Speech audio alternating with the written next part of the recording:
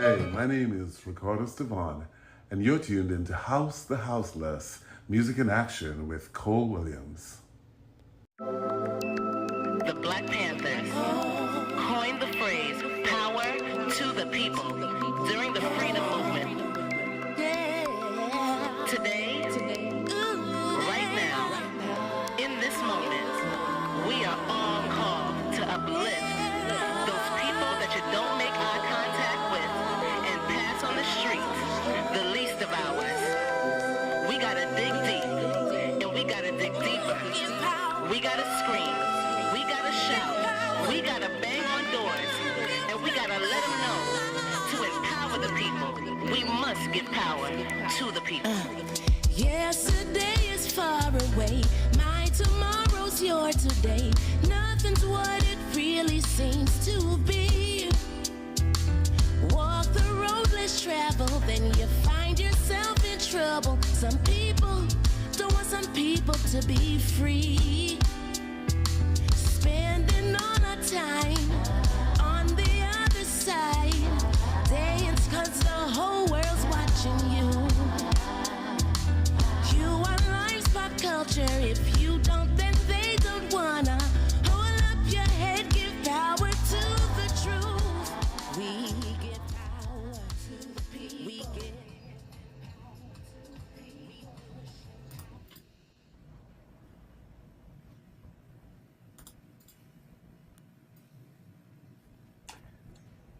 Greetings, everyone. Hi, my name is Lewis, and I love music. After 17 years in the music business, I found something that I love even more, and it's the people that make the music. and I'll tell you why.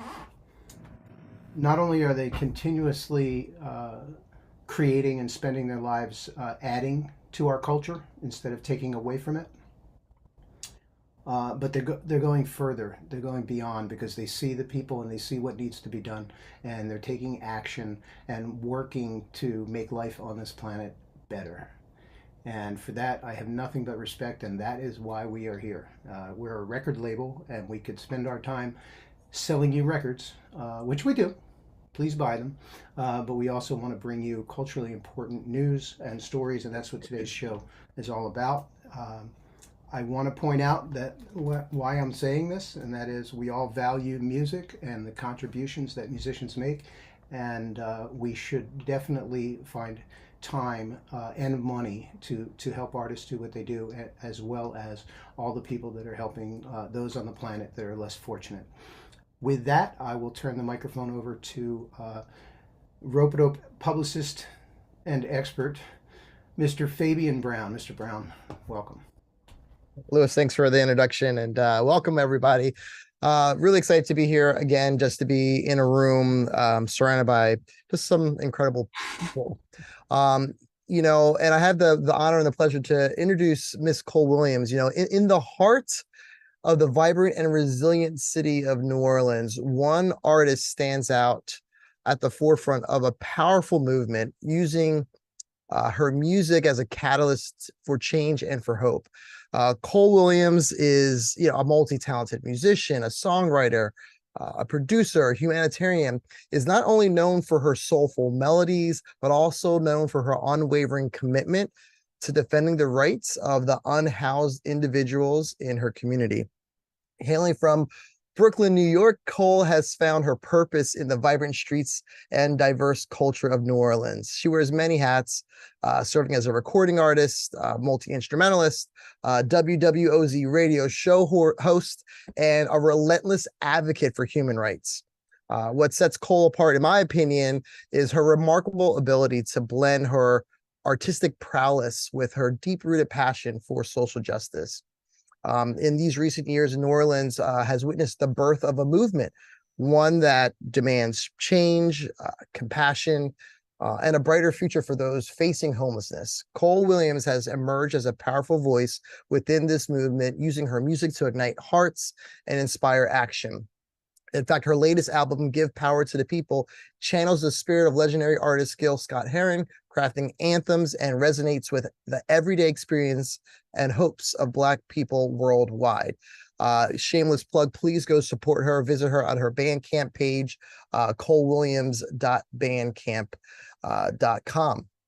But Cole's impact extends far beyond the recording studio. She's at the forefront of the grassroots effort, working alongside with the Greater New Orleans Citizens Relief Team to renovate blighted houses owned by the city, with unhoused individuals by her side. This endeavor calls upon the city government and skilled individuals and the houseless to join forces together and create a tangible change. In an era where art meets activism, as Louis alluded to earlier, Cole Williams is a true luminary. Her passion for uplifting humanity shines bright through her music and her dedication to building a more equitable world. As we delve into her journey and the potent intersections of music, advocacy, and community, we're privileged to explore the artistry and activism of what is called Miss Cole Williams. Cole, how are you today? I'm doing wonderful after that great introduction. Can I take you on the road with me? Checks in the mail. Yes. Check is always in the mail. You know, Fabian, thank you so much. Louis, thank you. And just Rope-a-Dope as a record label, but also what Rope-a-Dope represents. It is such a pleasure to be around like-minded individuals working as a collective, because this is what my work with the community of New Orleans, but also my work specifically with the Houseless is about.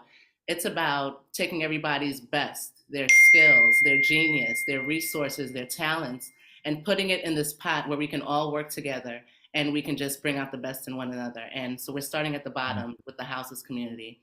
In the spirit of what's happening now and real time things that are happening in New Orleans, I just wanted to bring everybody up to speed about what's happening with the Greater New Orleans Citizens Relief Team and our work. So in 2020, we started working with the unhoused to renovate city-owned blighted properties with them while teaching them a marketable skill. So while they're moving into this home, we're tackling other issues, which are, what is their skill level? We're tackling education. We've been doing this for the last 3 years, expanding into grocery distribution over Hurricane Ida, a year and a half.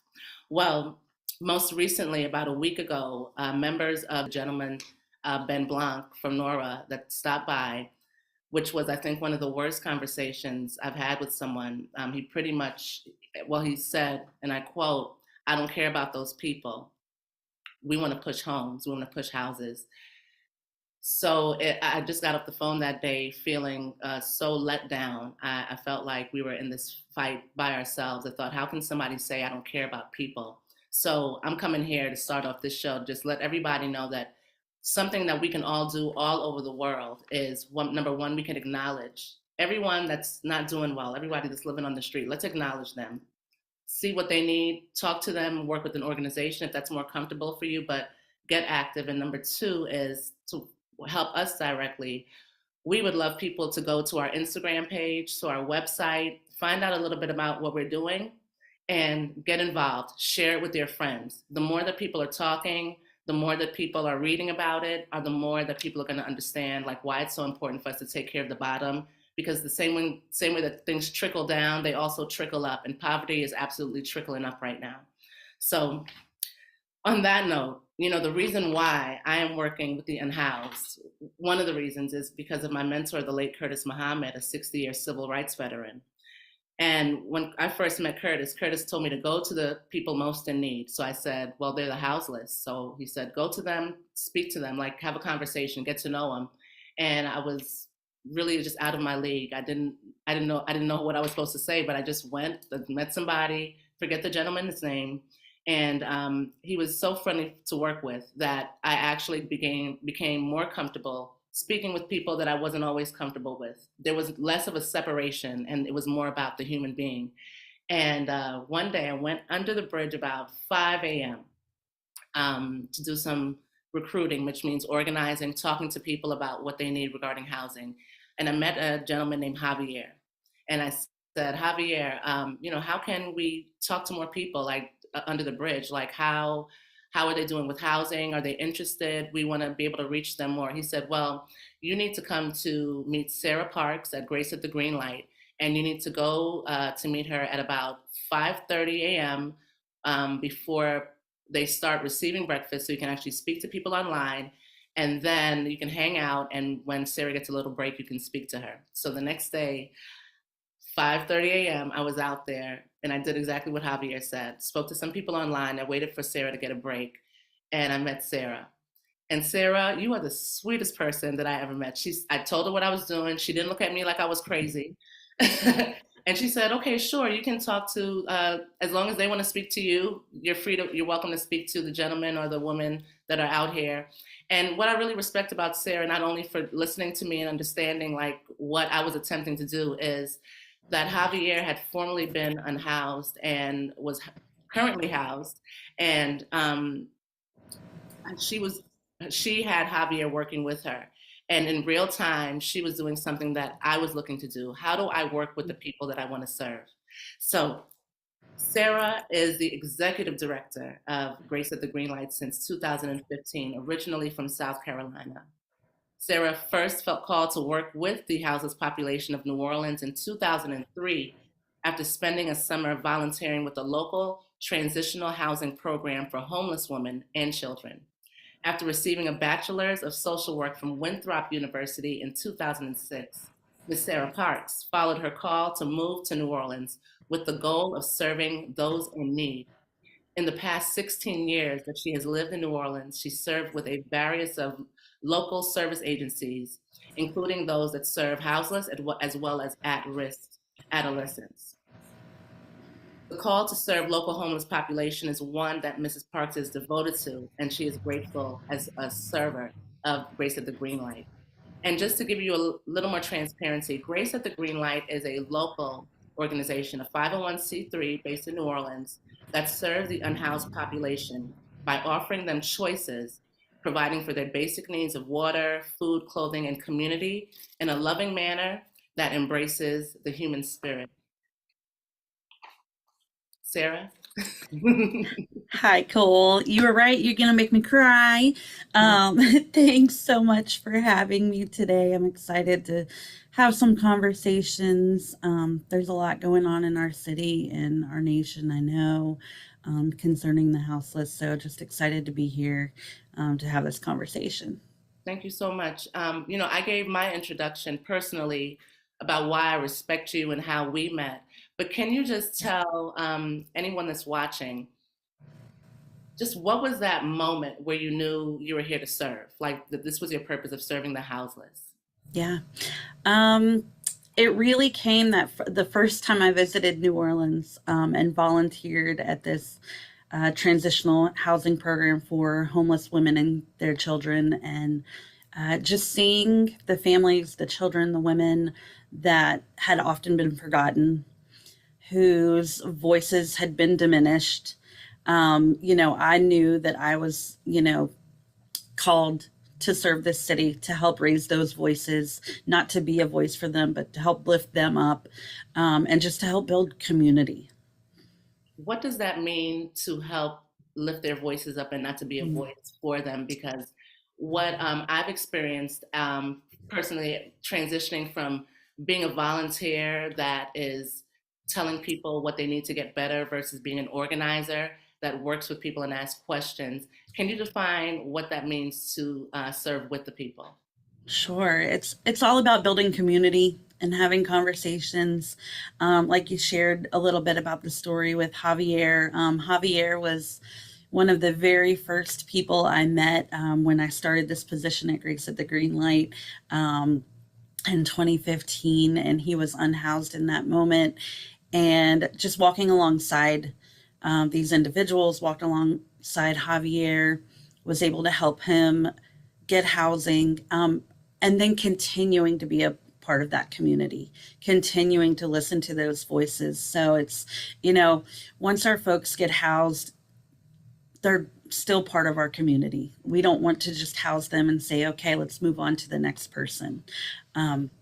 So that's really where Grace at the Green Light comes in, and community is such a big part. One of our, goals is to break down the barriers between the housed and the unhoused by building community. And so we have folks like Javier, and I've got, probably about 10 other guys who are either currently unhoused or formerly unhoused and now stably housed that come give back. They come volunteer with us.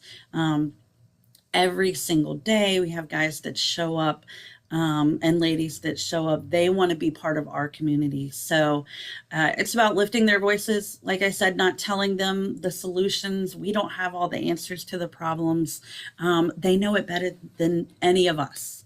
So it's about listening to them, making sure they're able to advocate for themselves. We recently have had some battles with City Council about food distribution to our local encampments. And instead of a bunch of us that work with the unhoused just going and telling what we think should happen, we invited our friends to come along.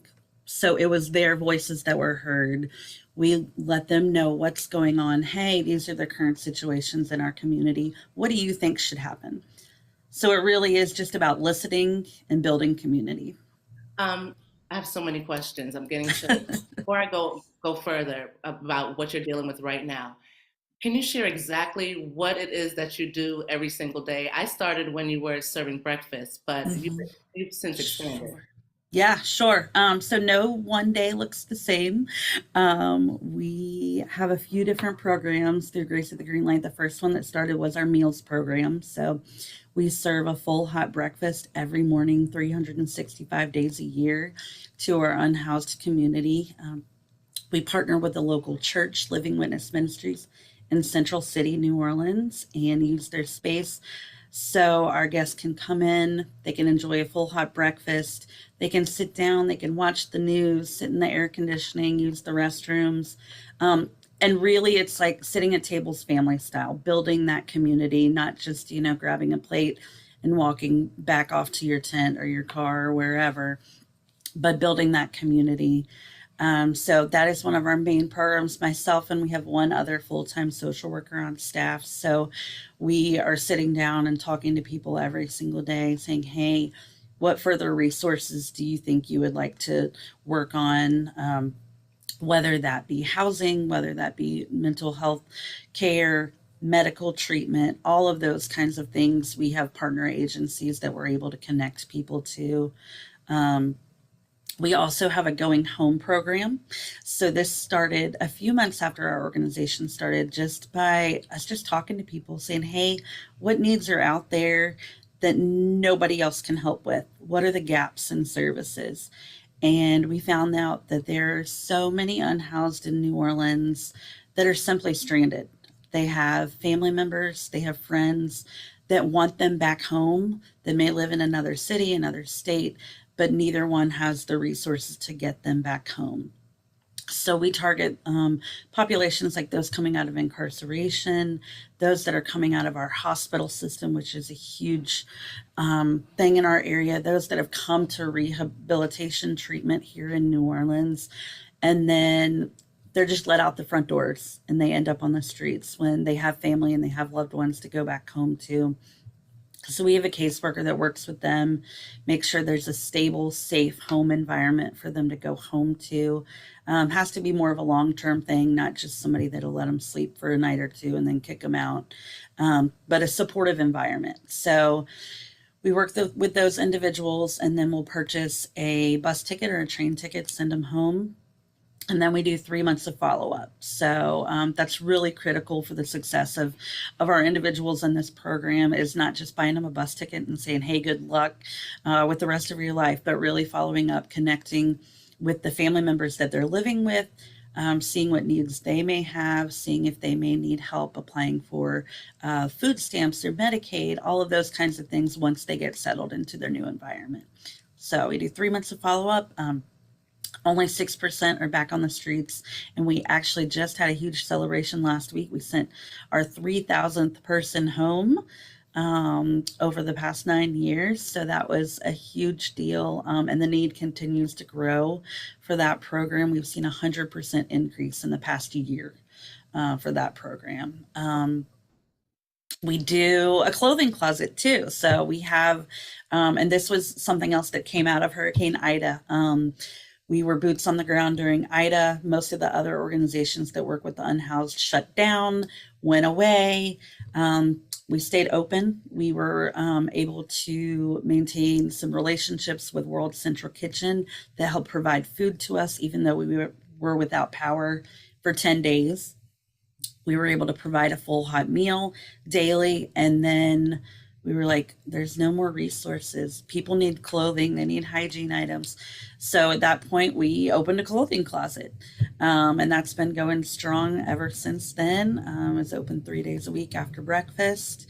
And then we just do a lot of outreach services, kind of meeting people where they're at, making sure people, know where other resources are, just connecting with people.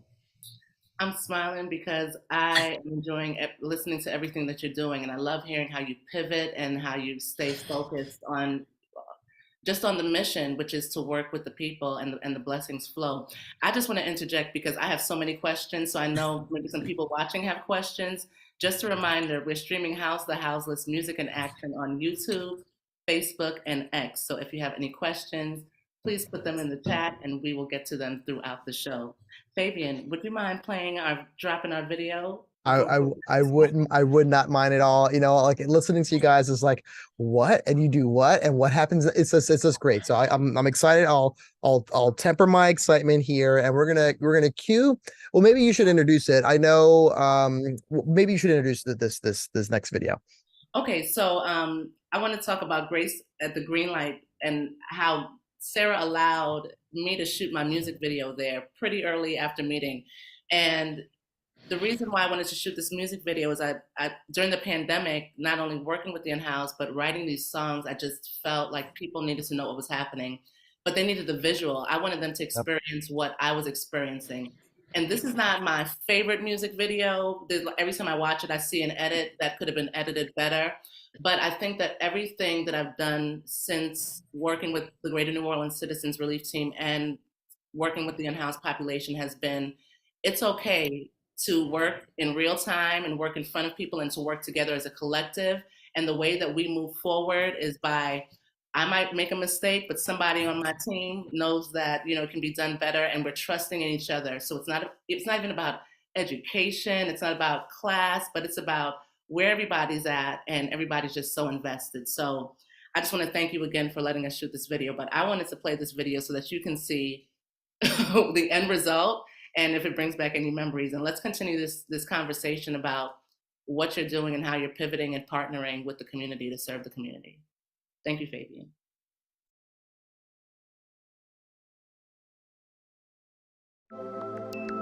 The Black Panthers coined the phrase "power to the people" during the freedom movement.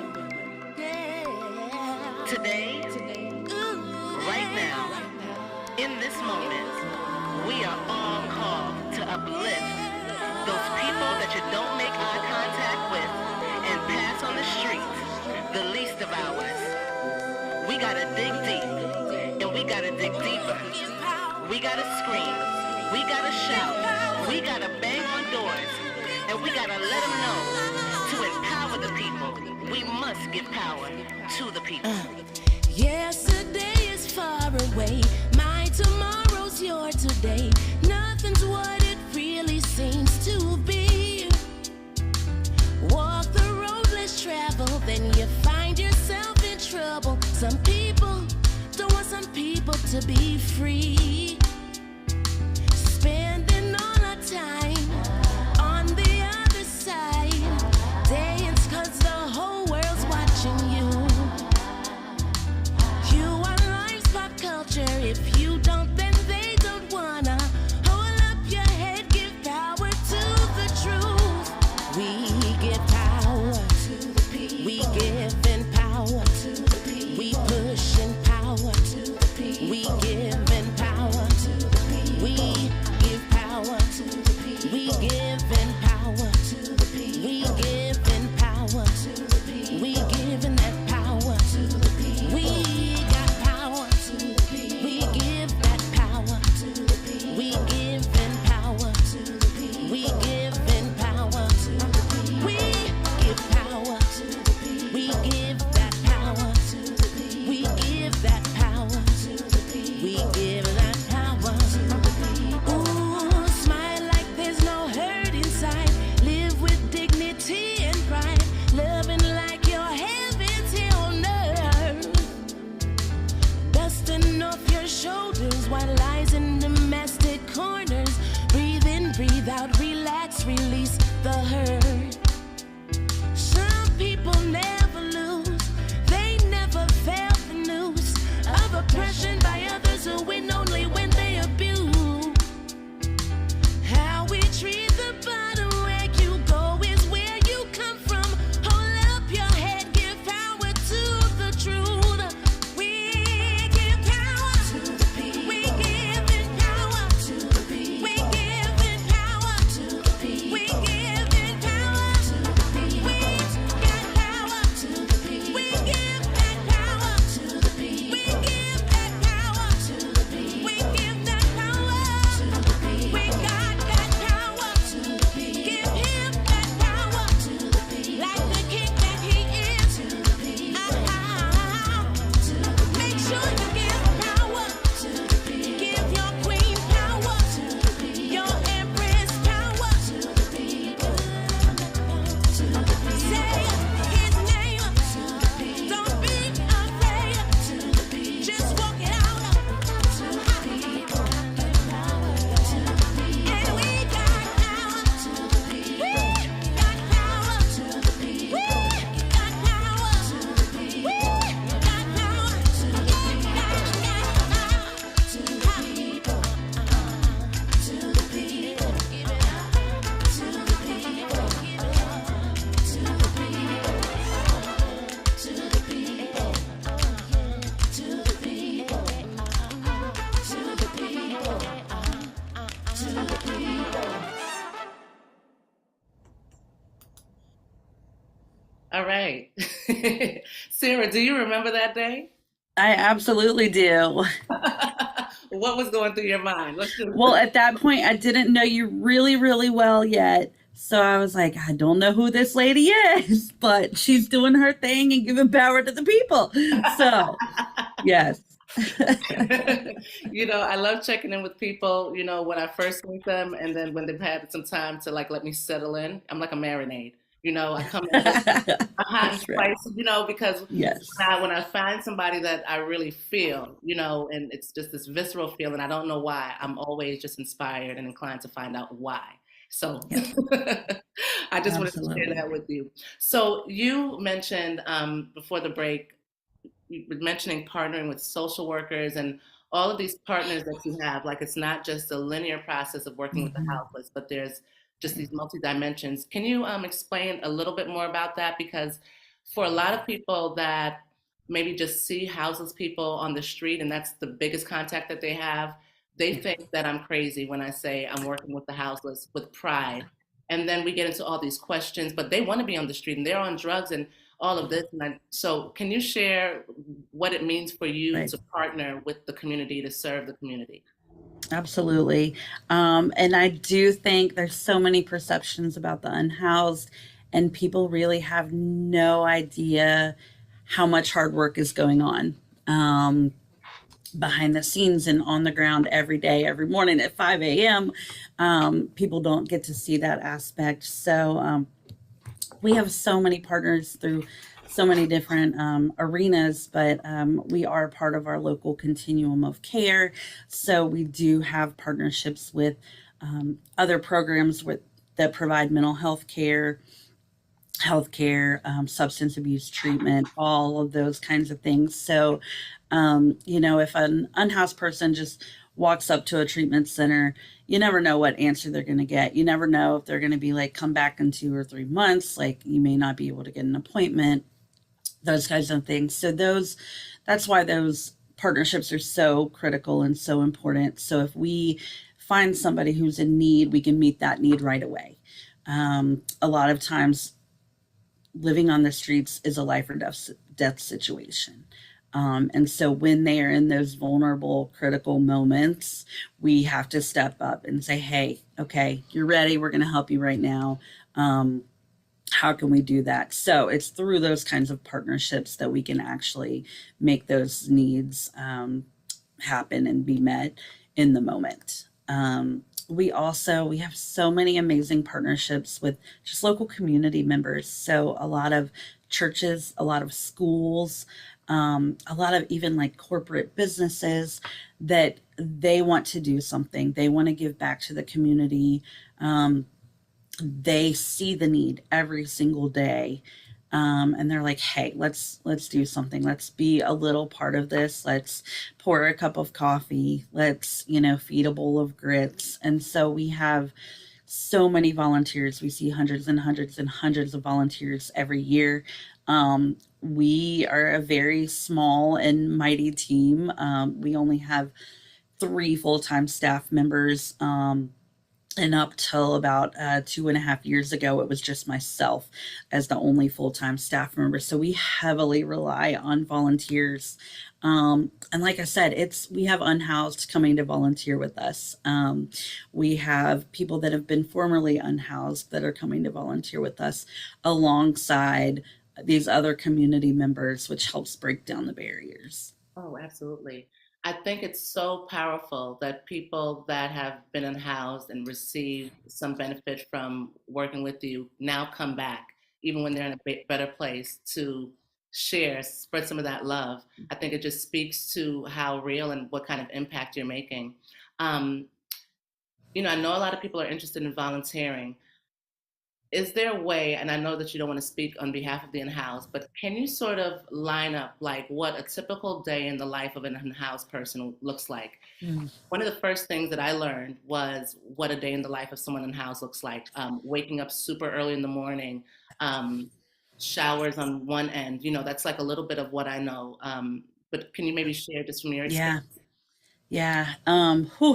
It's a lot. And the first thing I'll say, and I say this all the time, that the unhoused are the hardest working people that I know because of what they have to do to survive every single day. And that really starts with, not even getting a full night's sleep. Maybe finding a place to rest your head, maybe not, maybe fearing for your safety, having to sleep on top of your one bag that has all your possessions in it, having to sleep with your head laying on your bicycle so it doesn't get stolen from you while you catch a little bit of rest. So really just struggling to get rest, and then having to get up and do a full day's work. So our individuals, they do a lot of walking. And those that are unable to walk, we have a lot of disabled, unhoused members. We have right now quite a few amputees living in our encampments, the elderly who can't do the walking to get to resources. So they have to rely on their friends and their community members to bring them food, to bring them items so they can survive. Really, it starts with getting up. We start serving breakfast at 6:30 in the morning. People start getting in line about 5 a.m. Just to, make sure they're in, first and get a full hot breakfast. And then people often ask us why we feed so early in the morning. Why not feed later? It's because our unhoused have a lot of other things they have to do during their day. So after they leave our breakfast, many of them go to a couple of our other resource centers. We have some day shelters, the Rebuild Center and the Community Resource and Referral Center, where they have to then get in another line to get in showers, maybe do laundry that day, but you have to get there before 8 a.m. to get in line to do that. Then finding a place where you can go eat, maybe waiting a couple hours to take a shower before you can find a place to eat lunch. And then much less if you have other resources, say you're trying to find a place to secure where your mail can go or get ID or birth certificates, all of those things. If they're trying to actively seek employment, where do they go to do that? What address can they use? Do they have identification? And then it just starts all over again. So it's a lot of walking, a lot of work. Fortunately, New Orleans is a smaller city, so those that are able to be mobile can get the resources they need. But it also, there's a lot of barriers.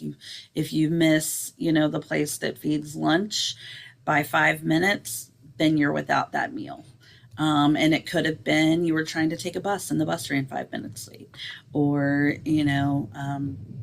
you were just walking slower, it's rained and you got held up in the rain. And so there's lots of different dynamics that really wear on our unhoused, on their physical bodies, on their mental, their spirits. And so I really do think they work so hard just to survive. And that's something that the general community and general public doesn't really understand. And that, a lot of people judge the unhoused as just being lazy, not wanting to do anything.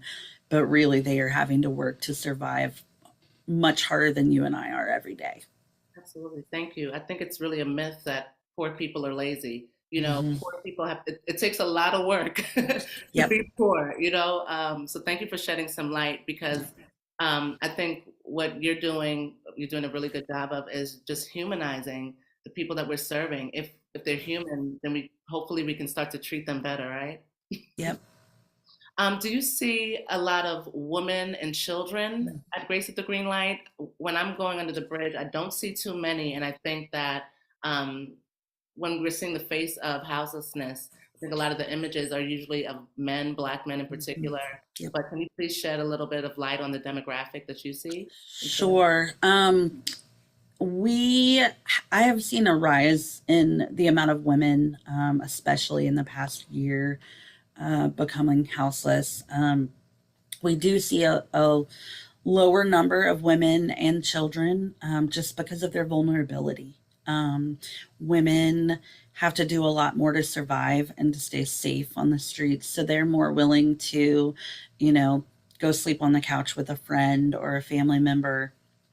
They're more willing to go to shelters that may be available, children, we have seen such a huge increase in unhoused families. I would say in the past 6 months, we used to see one or two families every once in a while that would come for breakfast that were actively living on the streets and not in a shelter. But we are seeing multiple families each week now. The resources available are so limited. We are fortunate to have some shelters that are geared towards families. There's only one that will take intact families, and that will have a male and a female caregiver as well as the children. That one shelter is also the only shelter that will take single fathers or grandparents that are taking care of their kids. And so they stay very full all the time. So it's becoming a challenge to keep families and children safe these days. We're trying to be creative, working with our partner agencies, housing people, especially if there's children on the streets, housing them as quickly as possible, getting them other resources as quickly as possible. So they definitely are, I would say the hidden unhoused, like you said, just because you mainly do see men, and Black men at that, that are on our streets. But that's because our women and children don't feel safe being seen. So that even makes them a greater need. They're more vulnerable for us to reach them where they are to get them into safety quickly. Wow. Just got chills. Like I just want to tear up when I think about a child having to sleep on the street, and possibly go to school. You know, Sarah, so we're working with a grandmother and her grandson right now. We worked with her about a year ago. She disappeared, but she got housing. And then we happened to see her under the bridge with her grandson. And I said, where you been, Miss Karen? And she said, oh, I've been around. I got my place. And it's my grandson. And I said, we miss working with you. She said, yeah, we want to work with you. That woman for the last 2 months has been working with us, volunteering with her grandson. I'm not going to mention his name for privacy. And so what we do is my boyfriend and I, we go and pick them both up, bring them back. What we do is we have our unhoused and our at need volunteers will have them bag their groceries first, so that we'll make sure that they get what they need, and then we'll start bagging for everyone else. But listen, to see that young man, he's about 11 years old, so focused and so intentional about like serving, and he's like happy to go to the bridge and hand out these groceries. But I always ask him about school, and I'm just speaking out loud with you because this is something that we're going through. He has his uniforms. I'm wondering, how does he study? Sometimes he's in the shelter with his mom. Sometimes he stays with his grandmother. And, when you've been in this position with families, what have you done with the children? Like, how have you helped them? Yeah, it's definitely difficult, because you do definitely worry about their vulnerability, and children are so impressionable. And, I am very focused on trauma-informed care, and I realize that a lot of our unhoused, the reason that they may be in the situation they're in today is because trauma that they have lived through in their childhood. And so that is a focus of mine, to say, hey, let's meet some needs. Let's, get you some help as quickly. We recently had a family. It was a single mom and a kid, who were on the streets, and she didn't know about any shelters, simply heard about us by word of mouth coming to breakfast. She came a couple mornings. We started talking to her, saying, hey, what's the situation? She was trying to leave an unsafe situation, and simply just wasn't aware of how to work the system. And the system is very hard to work. There's a lot of barriers. So we were able to connect her to one of our family shelters. And I'm so super excited that actually just yesterday I saw on that shelter, they did a social media post stating that mom and the kid had gotten their house. So it's making a difference in, just connecting people to resources. A lot of times when you first become homeless, you have no idea what to do, where to go. And generally, we end up as the first place a lot of people go because they're hungry. They're going to find where to eat first. They're going to meet that need. And so we generally, a lot of times when people are very newly homeless, we may be the first face they see other than another unhoused person. And so it's connecting with them quickly, not letting them downward spiral because of their situation, but trying to get them those resources as quickly as possible. Well stated. If you're just joining us, we are speaking with Sarah Parks, the Executive Director of Grace at the Green Light, a New Orleans-based 501c3. Fabian, I have so many more questions I want to ask Sarah, but I want to play this video because, this work and me entering into this work is because of my mentor, the late Curtis Muhammad, and he always had these words. And I want to get into some more conversations about the barriers that the houseless face, and I want to get into that after we play this cutaway video. It's no reason because we have a PhD or a master's or a BA or BS from a university that we have more genius than anybody else. We have to approach each human being with the dignity and the expectation that we can discover genius we never even dreamed of, particularly when you're talking about the pain and suffering of oppression. How can we possibly know from a classroom academic setting can we discover how to eliminate poverty? How to stop the suffering that people have as a result of white supremacy and racism? Somebody got to ask the people who's suffering. I mean, the doctor even do that. What do you hurt?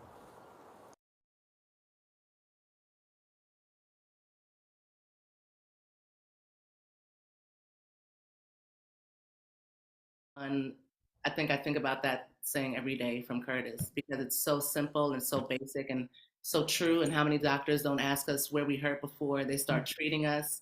And so when we start speaking about barriers that the houseless are facing, can you share some of those barriers for everyone watching? Why is it difficult for people to reestablish themselves and reestablish their lives and get the support that they need? So please say. Yeah. Oh, wow. There's so many, a big elephant in the room when you're talking about homeless services is the amount of barriers that our systems for decades and decades have created. Simple things such as having an ID, having a birth certificate, being sober. There are a lot of our shelter systems that are very traditional and have a lot of rules and regulations, which, there need to be some systems in place and regulations, but they end up harming a lot more than helping, I believe. And taking all of our unhoused, many which suffer from trauma, many which suffer from mental illness because of these traumas that they have faced, as well as substance use. It's hard to function in that system. Our shelters, you have to go check in at 4 p.m. every day. So what if you have a job that you're not off by 4 p.m.? If you don't have an ID, you may not be let into that shelter. If you then have more belongings than you can carry in one bag, you can't stay at that shelter. There are some shelters that won't allow their guests to have cell phones, which blows my mind, that they just can't have communication with their families, the support systems that they do have, as well as any employment and job opportunities, just simple communication. And then they have to leave the shelters early in the morning, 6 or 7 a.m., which leaves them on the streets and trying to seek shelter and air conditioning and a place out of the weather all day long until they have to do it all over again. A lot of requirements are made of individuals simply to receive meals. That's one of the reasons why Grace at the Green Light was founded. We didn't want our unhoused to have requirements, have to sit through an hour-long church service just to get a meal. So you and I need to eat every day, without question. So does everybody else. So do our unhoused. Even to receive like housing services and all of those kinds of things, there's a lot of hoops they have to jump through. There's a lot of documentation and paperwork, a lot of visits to doctors, and paperwork from that. All of those kind of things just create more barriers to getting people housed. And it comes from the top down. It comes from our federal systems all the way down, trickles down, just to get people housed, just to get people on, food stamps. And say if somebody may qualify for food stamps, we sit down, we fill out an application online. Well, then they have to have a phone interview to make sure they qualify for the food stamps. Well, what if they don't have a phone yet? Then we have to give them our phone number and make sure they are with us at the exact time that the person from the food stamp office calls for their interview. And if they miss it, they may not schedule another one ever, or it may be months. So there's just so many barriers. Our systems don't make it easy.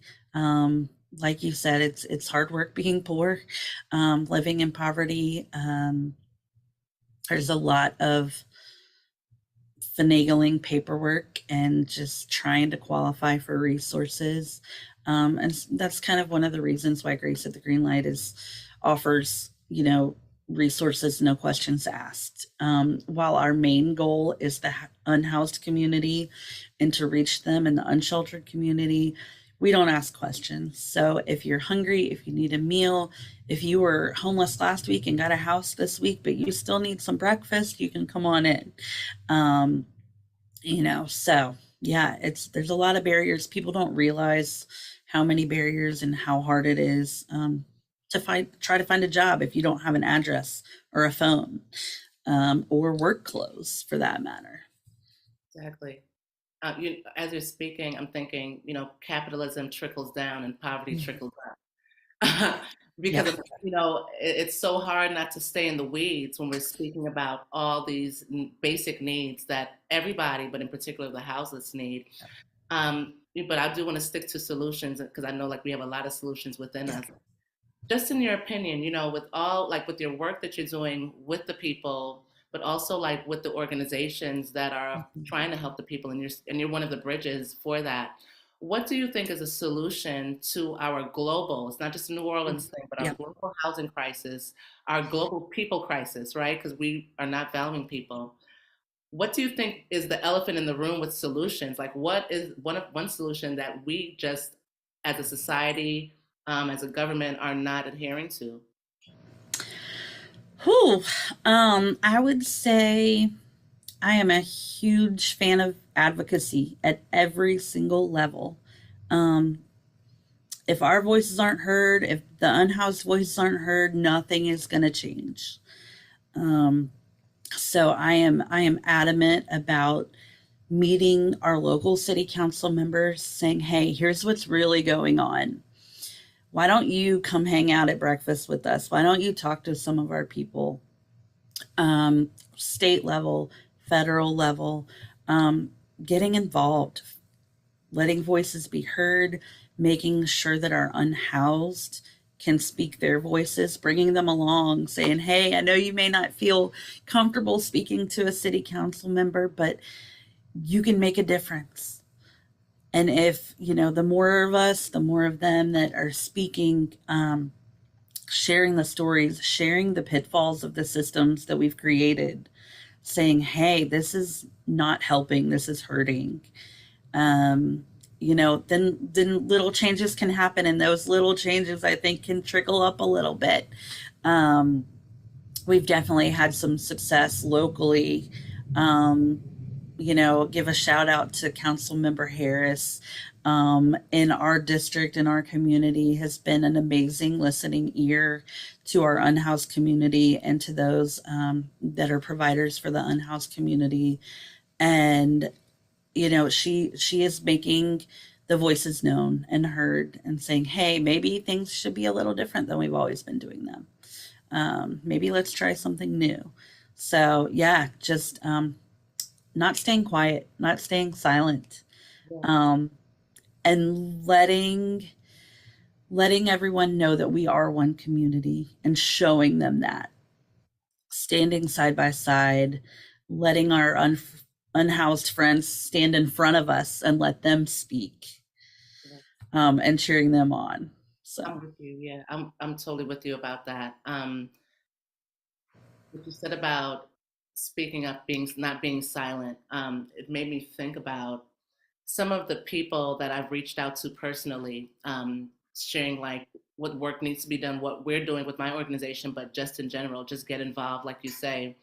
And I've had some people make private donations and tell me I was anonymous. I just didn't want anybody to know.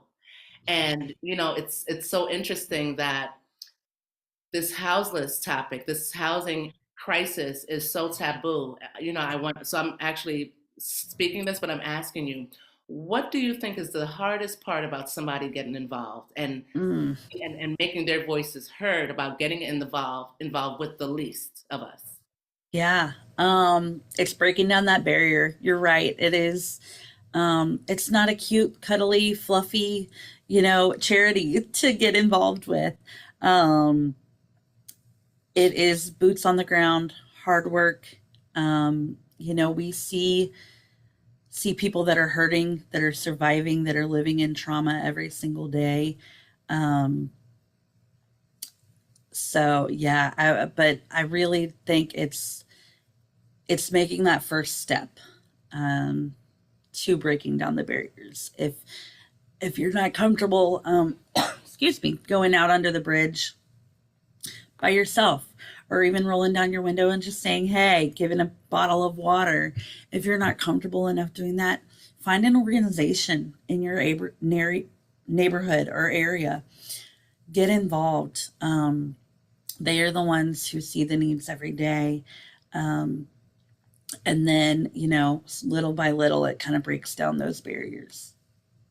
Well said. There's so many ways to get involved, and it's just that first step. And yes, this is not a cute, cuddly charity like us, Save the Dolphins. Although we do want to save the dolphins, you know, every creature is important, but this definitely is, we're going to get dirty and we're going to be in it. Fabian, would you mind playing another cutaway video? You know, I feel Curtis's spirit in this conversation so much, and I know it's because Curtis is the reason why I went to meet Sarah, and I just feel him over this conversation. So I love it. Let's cue it up. I love it. They can't see through the haze, the clouds, like the idea of building a movement from the bottom up don't ring a bell in their head. That they still believe the intelligentsia has the genius to get people justice. But it's the ones in pain that know where they hurt and know what is needed for them to not have pain again. And we don't seek out, we don't harvest the genius of the least of ours. We don't pay them any attention. We just walk by them, give them a quarter and think it's all right. But the idea of organizing the least of ours and moving upwards, I mean, if you go look at the Civil Rights Bill, we passed it on behalf of black folks, but white folks, white women particularly, benefited more than we did, because it's a universal issue. So if the people on the bottom raise, everybody raise. Well, that's powerful. That's so powerful. I mean, I hear his voice. You know, Curtis and I used to organize during the pandemic. I would say about 15 hours a day. We were working, walking, talking to each other, talking to people on the phone, calling council people, calling different organizations, because, you know, that's what it takes. And we're not getting paid for this work. And if you're getting paid for it, I think it's a beautiful thing. But we literally were just people that we had to do something in a time, you know, where we didn't know what was happening. You know, I think about a lot of the ways that Curtis organized and how we're using this Ella Baker style of organizing today. You're completely, Sarah, using the Ella Baker style of organizing, which is working from the bottom up, like empowering those that you're working with, that you're serving as you're lifting them up. And this first line about the intelligentsia, you know, and I think that we have this societal view that if academia doesn't tell us that this is the theory, that we don't believe it, and then we don't even get into like the practice of it. So we're so theory oriented. We want everything to look good on paper, but that's not actually what's happening on the ground. And so I just wanted to share that piece with you and get kind of your thoughts on, you know, what you thought about what he's saying. Wow. This is actually something I've been thinking about lately, because, you know, in the social work world and, you know, in other academia worlds, it's evidence-based practice is such a big thing and a focus when you're in school. You have to do what evidence has taught us to do. But sometimes numbers don't tell the stories. And I really believe, I mean, that quote just, we need to ask them what they need. You know, if it's all these people from the top down figuring out what they think is going to work best and trying it out to see if it works, that's not really solving the problem. It's asking those in need, hey, what do you need? Hey, what do you think we should do? I've got quite a few clients who are brilliant and so passionate. And they tell me, I had a guy tell me the other day, he said, I've got the solution to homelessness. He's like, we've got to listen to the people. And I was like, you're right. You're right. It doesn't need to be so far off. And so far from the top down saying this is how we're going to end the housing crisis and this is how we're going to end homelessness. It's not rocket science. Just listen to the people. They know what they need. They really do. You know, I think about, now you're making me think about how punitive our society has become, or maybe we always were punitive, where it's more about us punishing people for being born in the wrong class or punishing people for making a mistake instead of reformative and support. And I think about work, like how I've worked with the unhoused and how I work with young people and how I work with my band and how I work with anyone that has a different opinion than me. You know how much time it takes to sit there and explain to a child, listen, you know, you're not supposed to say those curse words. You earn the right to say curse words when you get a job, and you can say as many curse words as you want. But right now, when you know you're living under your mom's roof, you have to be mindful of your language and, you know, ask them what they think. You know how much time that takes? Do you know how much time it would take for every judge to take that time to find out what's going on so that we can put people in the proper spaces, not just jail them, but give them some mental health care? So I think about the work that you and I are both doing and how much time you take, because I've seen you and I see the results of you. Everybody knows about Grace at the Green Light in New Orleans if you're unhoused or working with the unhoused population. So, you know, getting to know the population that we want to serve and uplift, and then, you know, really just take that time to find out exactly what they need. And that's a process. And they're going to fall. They're going to backslide. And we got to be there to pick them up because they won't backslide as far as they were before. But we got to be there to give them that ongoing support, which is, I want to segue back into something you said at the beginning of the conversation that stood out with your partnerships with social services and mental health care services. Can you just like identify like what that process looks maybe for like one of your unhoused partners and why that's important to partner with all of these organizations for the long-term support of one person? Sure. Yeah, so we have, as I've said before, quite a few partners. I'll give a shout out to one. Metropolitan Human Service District in New Orleans is one of our lead agencies that does mental health care as well as substance abuse treatment. And they come to us. So they have their outreachers come hang out on the sidewalk with our folks. So it's not a hard step. The barriers are gone. They don't have to, walk a mile to an office, maybe get turned away, maybe be able to make an appointment for 2 months later. Excuse me. But they can get those services right then. So Metropolitan is amazing. And they will, if we find a person in need, say a person's ready to go to detox, they come to breakfast and they're like, okay, today's the day. I'm ready to go to detox. We're like, okay, you're ready. We're going to do it right now.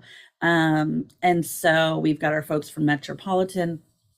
They will call up a van. They will call up a bus and say, okay, we're going to come get you right now. Because, you wait an hour or two, they may not be ready in that moment anymore. So we take the opportunities, make it as easy as we can, lower those barriers, and then help them make those changes. And you know what? I've had folks, we may send them to detox 5 times before it sticks, and that's okay. And that's one of the things I really think is important about the work we do, is saying, hey, I'm human too. Cole's human too. We mess up every day. Nobody's perfect. And for so many of our unhoused, they're ashamed for their imperfections.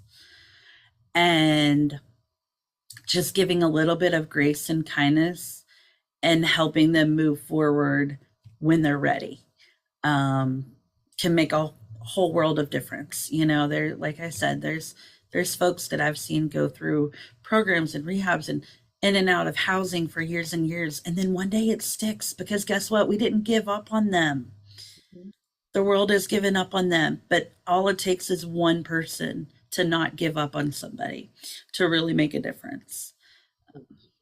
So I kind of went off with that, but you actually answered my next question, because I was going to ask you, what is a tip that you can give for anybody that's looking to volunteer specifically with the Houseless? What's the mindset, what to prepare for, what to be willing to give? Like, how can they be present in that space? Sure. Focus on grace. We never know what we're walking into every day. I never know what I'm going to encounter. I never know what our unhoused community is going through that day. Some days are harder than others. Some days there's a lot more trauma going on, a lot more survival mechanisms going on. So it really is just kind of staying present in that moment, saying, hey, what do you need right this minute? Do you just need a bottle of water? Or do you need to take a walk around the block with me so we can talk and you can just vent? Or we can do some, deep breathing and calming down. You never know. So it's just being open, showing kindness in those vulnerable moments. Love it. What is the face of your volunteers? So I know that you definitely get a lot of volunteers. I've seen Tulane students volunteer pretty regularly. What are the faces of your volunteers on a random day? Oh gosh, they're so diverse, which I love.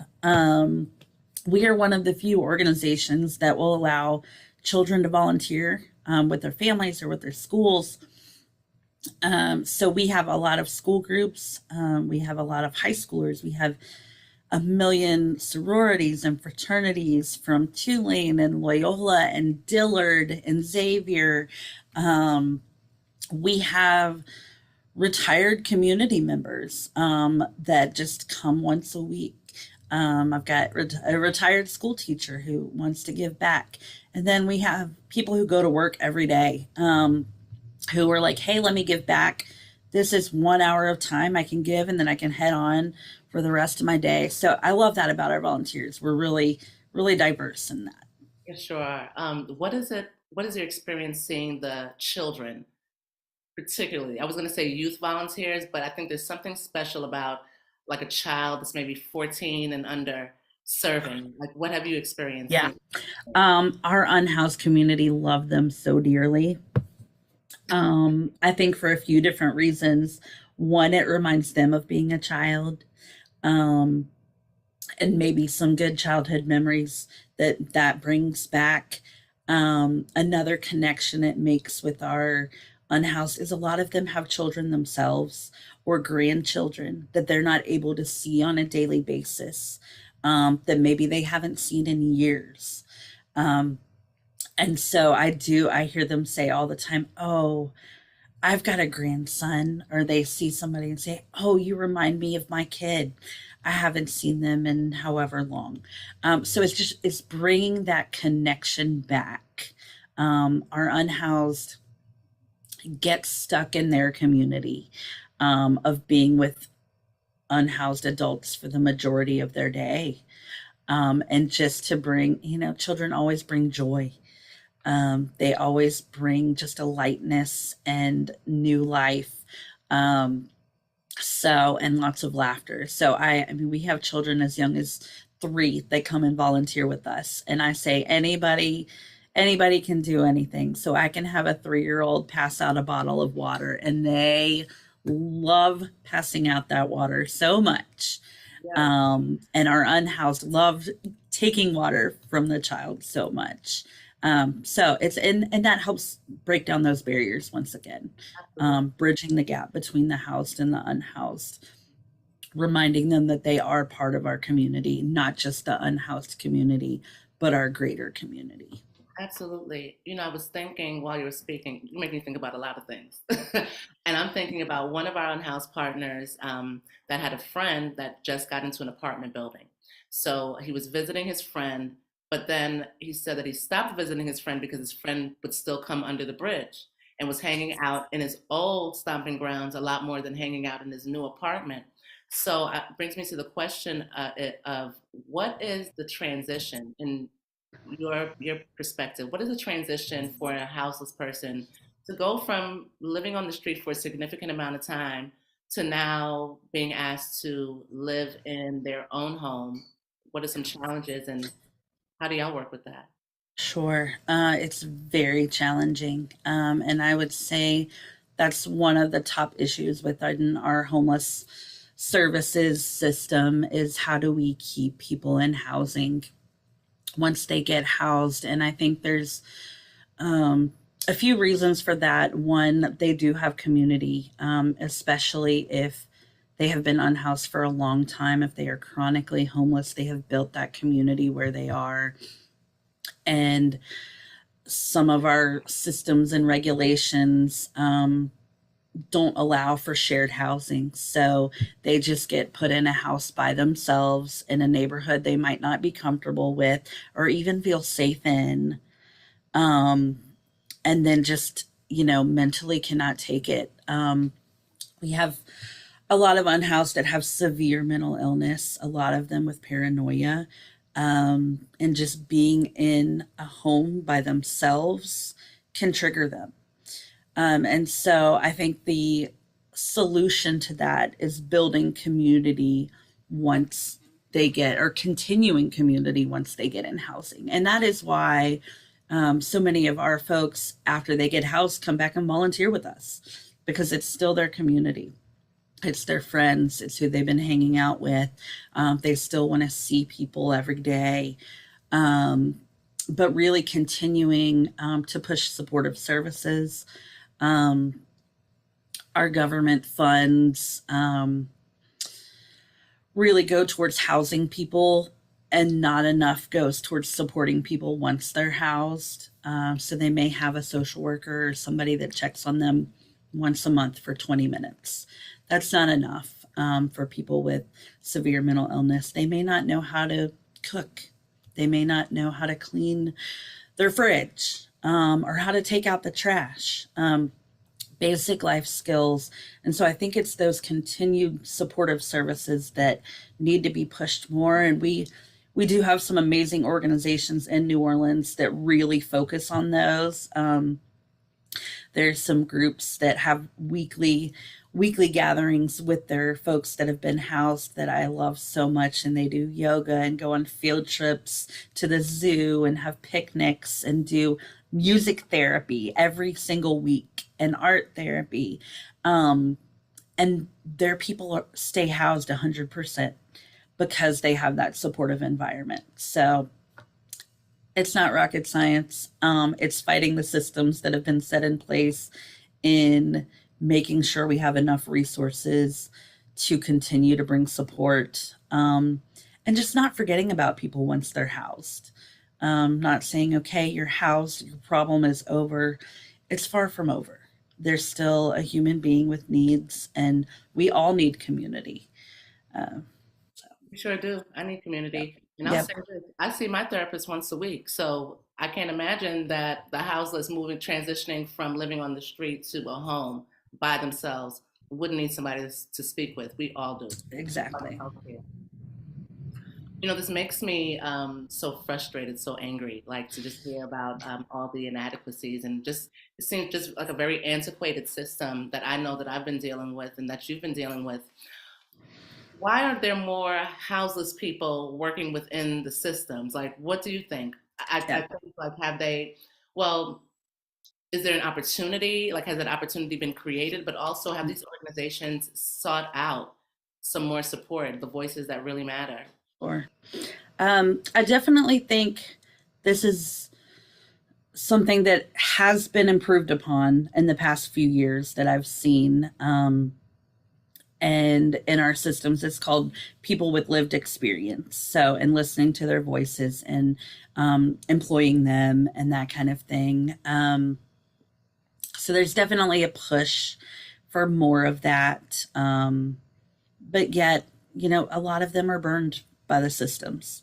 So a lot of them, you know, don't want to help. And even, you know, we have to pay people for their time and their energy for what they're doing.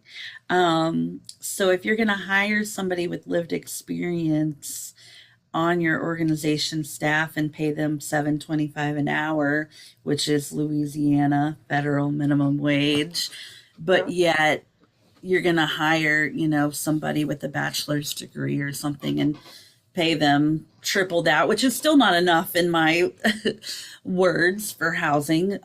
But we have to let them know that they are worth their time and their energy and their effort and their voice, and their experiences are valuable to us.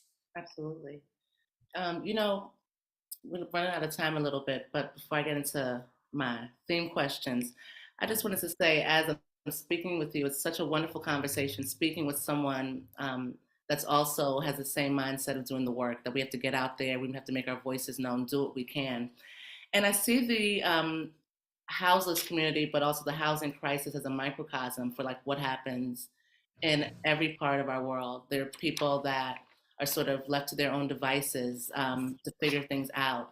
We kind of pick some of our people up and then we say, okay, you should have it. You should have it by now. So in our society, there's just a space where I feel like we've started thinking more about ourselves and maybe not even about our families, but just individually like ourselves and forgetting like how much we contribute to this holistic universe. And so the seeds that we're planting are with people. Like we're not all farmers and gardeners, but we are all gardeners and farmers when it comes to humanity. And I just don't feel like a lot of people really see it as planting those seeds, which is why I think that people that are doing the work and volunteers that are coming out to volunteer and bringing their children out, that they understand that their voice can make a difference and their one act of kindness can make a difference. And, you know, things spread. I think that negativity spreads, but I think that also positivity spreads. And I watched in the last 3 years, the mainstream go from saying homeless to the in-house. Like I watched that happen, starting by what we were doing in New Orleans. And then I watched it go from the in-house and start to add on the houseless. So, you know, we're ready to say the words and we're ready to, you know, be equitable in our words and theory. I'm hoping that our equity can start to trickle down to the bottom, to the least of us. I agree. And I think it all starts with just a little bit of kindness and a little bit of grace. Well said. Well said. So I got these two questions because, I'm inspired to do this work because it's not just about power to the people, which is like, for me, the acknowledgement that we all are deserving and we all have the power. But for me, give power to the people is about identifying that we have to equally share the power that we're all entitled to, and we all deserve this dignity and respect. So I want to ask you, how do you give power to the people in your work and in your life, and what does it mean to you? Mhm. I think it's pretty simple. I think I give power to the people by listening. I think sometimes that's all it takes, listening. Like I said earlier, so many of our unhoused and houseless have been shut down and just discriminated against, and their voice has been diminished. And, we just need to recognize that and listen. Mm-hmm. So, can you share a particular story where listening as giving power to the people, where this practice has worked? Hmm. Yeah. Um, I will share another example of another unhoused community member who comes back to volunteer regularly. His name is George, and I met him many, many years ago, probably 7-ish years ago under the bridge. Um, and he is from Jamaica, and so he has a very strong accent, and not many people can understand his words. And they think his words are very aggressive in tone, but it's truly just his accent. Because if you actually listen to the words he's saying, there's nothing aggressive about them. It's all in kindness and wanting to help people and give back. And so he has been housed for 5 years now in Central City. He comes back every single morning and makes coffee. He is our barista. He gets there at 4 in the morning before I even get there to make coffee. And he has only taken 1 day off in 5 years. Now, he doesn't get paid for his job. He does it simply because he wants to give back to the community that he was once part of. And that started with us simply listening to his story, listening to his words, not judging him for, how it sounded they were appearing, but just listening and building that community. Yes. And that story is personally close to me as a Jamaican American. I don't have a typical accent, but I have an accent that comes out, and I can't tell you how many times I'm misunderstood because people don't realize, even when I tell them that I'm Caribbean American, I'm Jamaican American. And so Wow. listening really does help. Yeah. Because Yep. I can tell you, I have uncles that have that harsh tone. And when you listen to what they're saying, it's the most loving thing ever. It's the best Yep. advice you can get Yep. past. It is. That hard sell. Oh, wow. Thank you so much, Sarah, for sharing with us today. I'm so inspired by our conversation. I need to call you.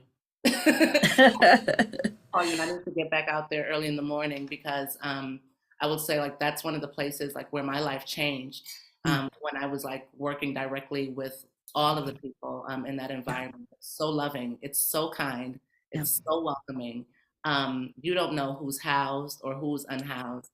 And I think that I've also been able to learn so much from you by what you've done, your actions, and in our organization as well. You don't know who's housed or unhoused. You just know that it's a lot of people working together for a good cause.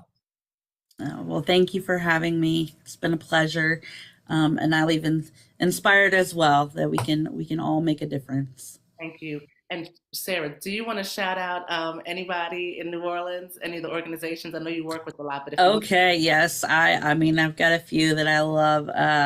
The Harry Thompson Center and DePaul USA that are over at the Rebuild Center, and Travelers Aid Society. All do amazing work and are partner organizations of ours with boots on the ground every single day. Thank you. It takes a village, and you're the proof. Yeah.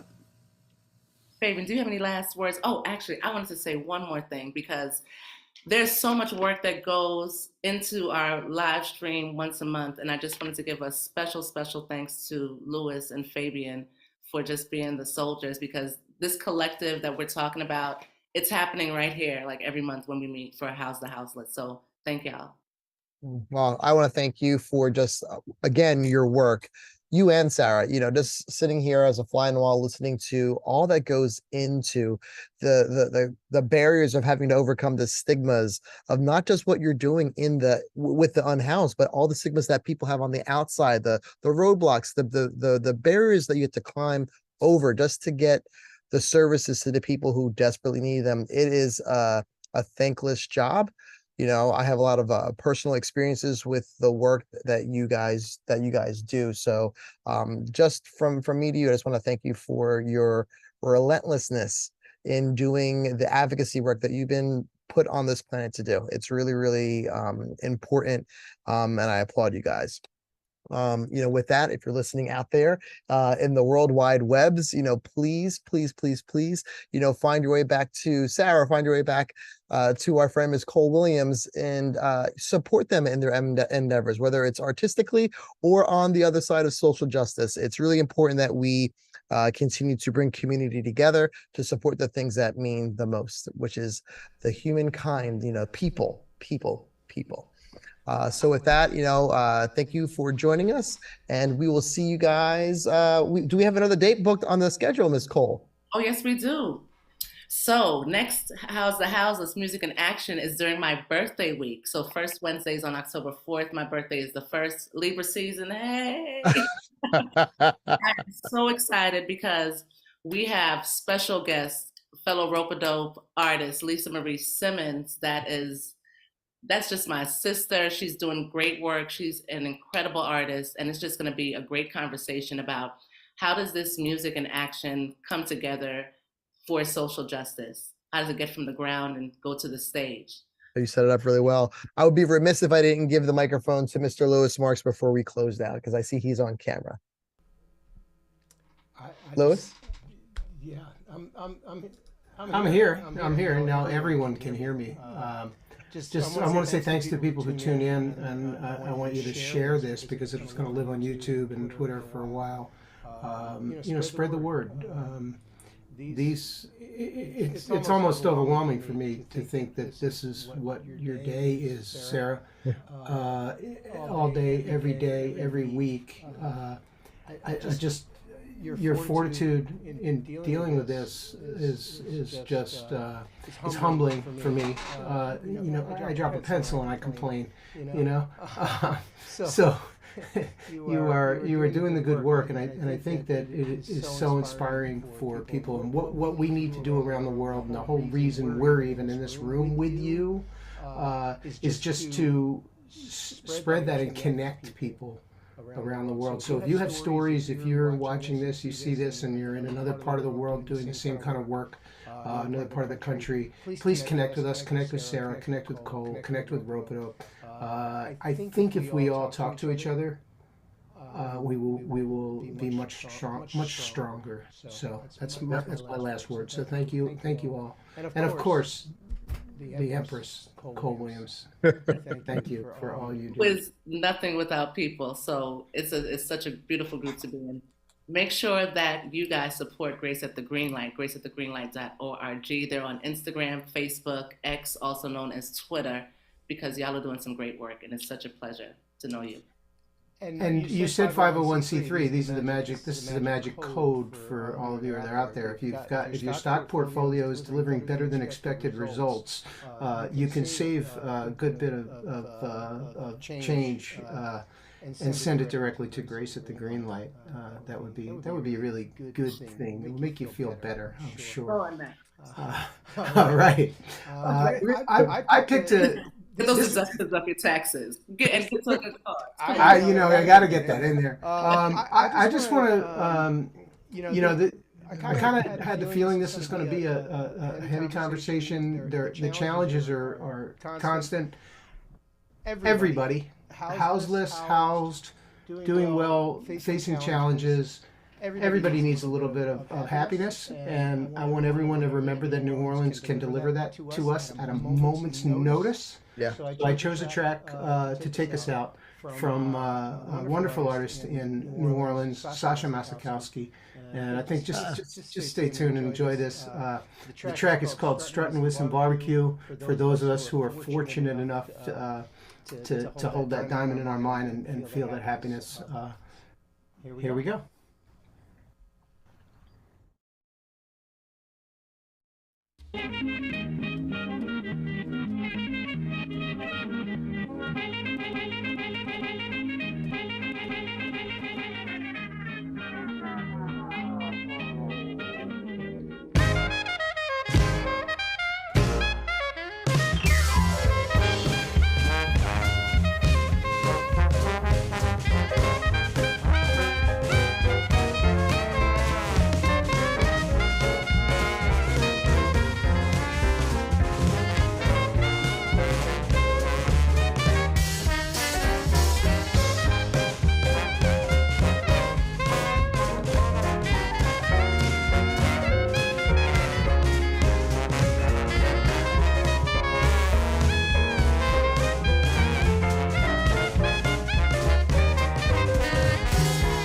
Strutting with barbecue, swinging with the band, just like the other people do way down in Dixieland.